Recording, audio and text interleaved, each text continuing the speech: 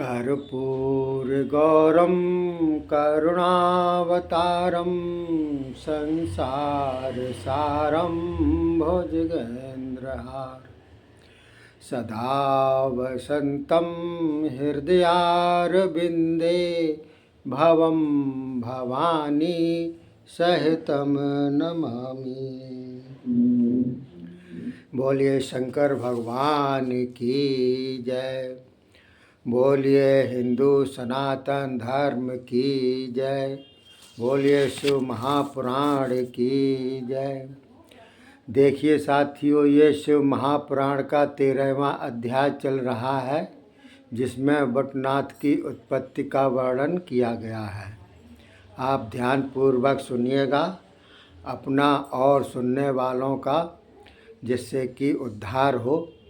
तो ऋषियों ने पूछा, हे सूत जी, अब आप कृपा करके अंधकेश्वर शिव ज्योतिर्लिंग एवं अन्य भी ज्योतिर्लिंगों का महात्म्य सुनाकर हमें कृतार्थ करें। सूत जी बोले, हे ऋषियों सुनो।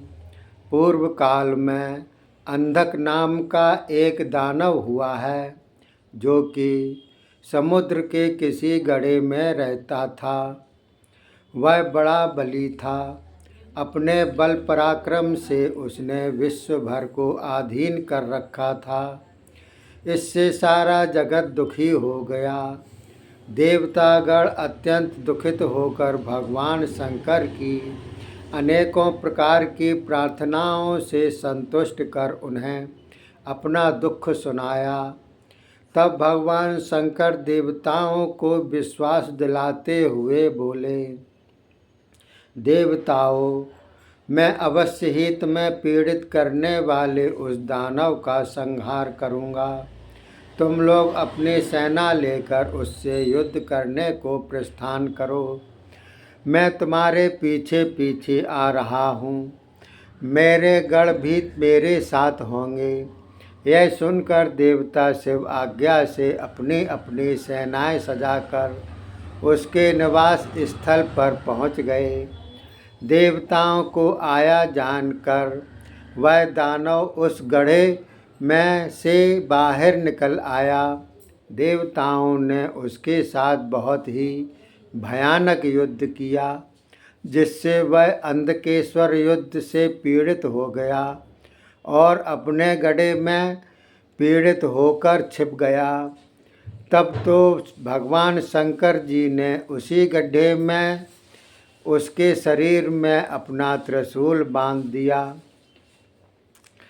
उस त्रिशूल से छटपटाते हुए वह दानव सदाशिव से बोला, हे प्रभु, मैंने यह सुन रखा है कि मरते समय शिव दर्शन मनुष्य को शिव रूप कर देता है। अब मैंने आपके दर्शन तो कर लिए हैं, मैं भी कृतार्थ हो गया। तब इस प्रकार की बात सुनकर प्रसन्न होकर सदाशिव बोले, दानवेंद्र, मैं तुम्हारी इस भावना से प्रसन्न हूँ, वर मांगो। यह सुनकर वह दानव बोला, शंभो, यदि आप सचमुच प्रसन्न हैं तो मुझे अपनी अविचल भक्ति दें। दूसरा इसी स्थान पर आपका निवास रहे। सूत जी बोले, इस प्रकार दानव के वचन सुनकर सदाशिव ज्योतिर्लिंग रूप से वहाँ स्थित हो गए। सूत जी बोले, इसी ज्योतिर्लिंग का 6 मास पर्यंत निरंतर पूजन करने वालों की सभी प्रकार की मनोकामनाएं पूर्ण हो जाती हैं। वहाँ यथामत देवलोक भी आ जाती हैं। तब इतना सुनकर सूत जी से ऋषियों ने पूछा, भगवान, देवलोक कौन होता है, हमें अच्छी तरह समझाएं। तब सूत जी बोले, सुनो, प्राचीन काल में दधीच नाम के एक विप्र हुए हैं, जो कि बड़े धर्मात्मा, शिव भक्त एवं संपूर्ण वेदों के ज्ञाता थे। इनका एक पुत्र था जिसका नाम सुदर्शन था। वह भी अपने पिता के समान सर्वगुण संपन्न था, किंतु उसकी पत्नी उच्च कुल की नहीं थी, जिसका नाम टुकुला था। उसने आते ही अपने पति को अधीन कर लिया था। इसके गर्भ से 4 पुत्र हुए। एक दिन सुदर्शन के पिता दधीच ने अपने जाति वालों से मिलने के लिए किसी गांव में जाना था। तब उसने अपने पुत्र को बुलाकर कहा कि हे पुत्र, मुझे गांव में कार्यवश जाना है, तुम भगवान शिव का पूजन करो। इस प्रकार आज्ञा देकर दधीच चले गए। वहां जाकर जात वालों के आग्रह से कुछ समय के लिए उनको रुकना पड़ गया। इधर सुदर्शन शिव पूजन करता रहा। कुछ समय बीत जाने पर शिवरात्रि का पर्व आ गया।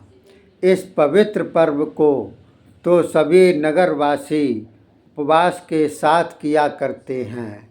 सुदर्शन ने भी दिन को भगवान शंकर का विधि पूर्वक अर्चन किया। फिर उसे घर जाना पड़ा। वहाँ उसे पत्नी ने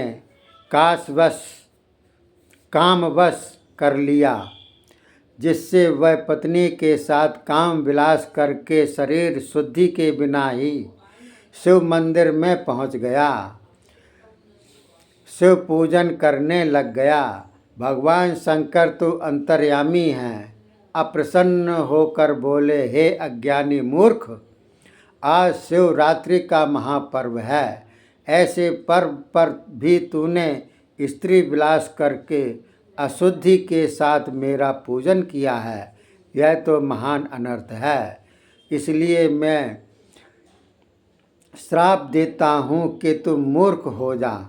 सूत जी बोले, इस प्रकार भगवान शंकर के श्राप द्वारा वह सुदर्शन पागलों जैसा जड़मती हो गया। इस प्रकार कुछ समय बीत जाने पर इसके पिता दधीच अपने घर लौट आए। उन्हें सब कुछ मालूम हो गया।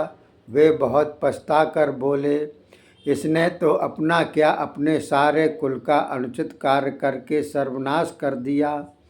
अब क्या किया जाए। तब विचार करके श्री जगदम्बा पार्वती जी की आराधना करना आरंभ किया। तब दधीच जी के विधि पूर्वक पूजन आराधना से जगदम्बा गिरजा संतुष्ट हुई। तब दधीच जी की प्रार्थना से श्री जगदम्बा जी ने भगवान शंकर के चरणारविंदों में दधीच पुत्र सुदर्शन को पटकते हुए प्रार्थना की कि हे स्वामिन, यह सुदर्शन तो मेरा पुत्र है। यह कहकर उसे घृत से नहलाकर उसे नया जनेऊ पहनाकर 16 अक्षरों वाली शिव गायत्री मंत्र की दीक्षा दी। तब मातेश्वरी गिरिजा की कृपा से सुदर्शन ने मंत्रों के उच्चारणों द्वारा षोडशोपचार पूर्वक शिव पूजन किया। इस प्रकार पूजन से सदाशिव प्रसन्न हो गए और सुदर्शन से बोले, हे वत्स, अब मैं तुझ पर अतीव प्रसन्न हूँ। मेरी तुम पर पूर्ण कृपा है। मेरे में समर्पण किए हुए धन, धान्य, घृत, तेल आदि सभी पदार्थ तेरे लिए हैं। इन सब का उपभोग कर सकोगे। तुम निरंतर स्नान करने वाले त्रिपुंड तिलकधारी शिव संध्या गायत्री जपन करता हो जाओ।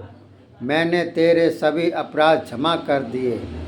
सूत जी बोले, यह कहकर भगवान शंकर जी ने सुदर्शन तथा पुत्रों का वटुक रूप में अभिषेक किया और फिर बोले, हे पुत्रों, तुम में से जो भी मेरा पूरा बटुक रूप होगा वह विजय पाकर संसार में पूजनीय होगा।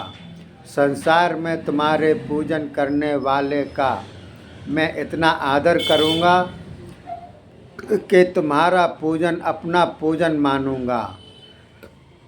तुम लोग अपने कामों में लग रहो। सूत जी बोले, ऋषियों, इस प्रकार अपने पुत्रों के साथ सुदर्शन ने शंकर से वरदान प्राप्त किया। अभिषेक प्राप्त करके यही सपुत्र सुदर्शन बटुक नाम से संसार में विख्यात हुए। इसलिए शुभ किंवा अशुभ दोनों प्रकार के कर्मों में बटुक पूजने चाहिए। हे ऋषि वर्ग, इस प्रसंग में एक सुंदर इतिहास भी है, सुनिए। एक राजा था जिसका नाम भद्र था। उसने प्रजापत्य का नियम धारण किया, जिसमें अंधकेश्वर शिव के निकट नित्य ही ब्राह्मणों को भोजन कराने लगा। इससे सदाशिव संतुष्ट हो गए और प्रकट होकर उसे एक ध्वजा दी और बोले, हे राजन, यह तुम्हें ध्वजा दी जा रही है। यह तुम्हारा विधि पूर्वक किया हुआ प्राजापत्य यज्ञ सफल हो गया तो यह ध्वजा अपने आप बंधकर लहराने लगेगी। फिर रात्रि होने पर यह ध्वजा गिर जाएगी। यदि सफल न हुआ तो यह ध्वजा वैसी की वैसी पड़ी रहेगी। एक दिन ऐसा हुआ कि ब्राह्मण भोजन से पहले ही बटुकों का भोजन हो गया। तब तो ध्वजा बंधकर लहराने लगी और रात्रिकाल में गिर गई। यह देखकर राजा ने पूछा, महाराज, यह कैसा आश्चर्य है? इस ध्वजा का भी वृतांत कह सुनाया।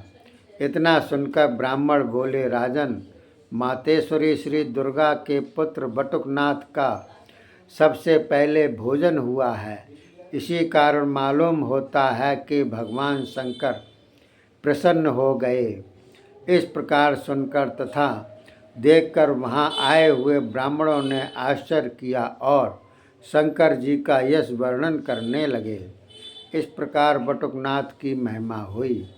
अतः शिव तथा दुर्गा पूजन में इनका पूजन भी आवश्यक है। बोलिए शंकर भगवान की जय। शिव महापुराण की जय। हिंदू सनातन धर्म की जय। ये अध्याय समाप्त होता है। शिव महापुराण का अगला अध्याय 14वां है, जिसमें सोमनाथेश्वर शिव ज्योतिर्लिंग की उत्पत्ति का वर्णन किया है। तब तक के लिए धन्यवाद। जय हिंद, जय भारत।